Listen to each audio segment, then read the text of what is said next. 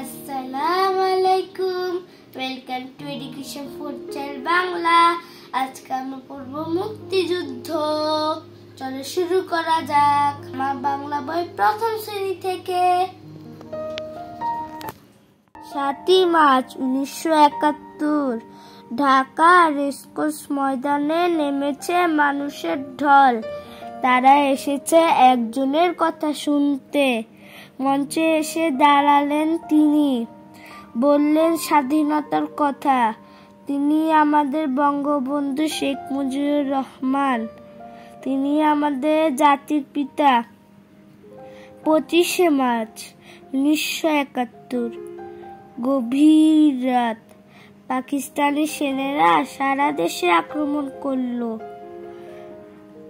আগুনে পুড়িয়ে দিল বাড়ি ঘর, গুলি করলো, মারা গেল শত শত বাঙালি।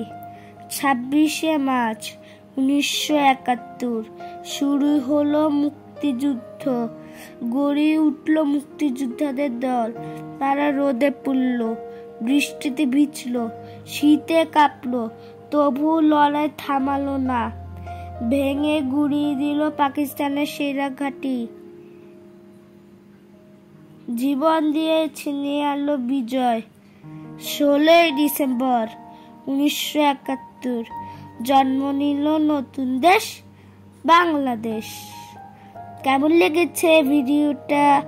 ভালো লাগলে লাইক, সাবস্ক্রাইব, শেয়ার করে দিও।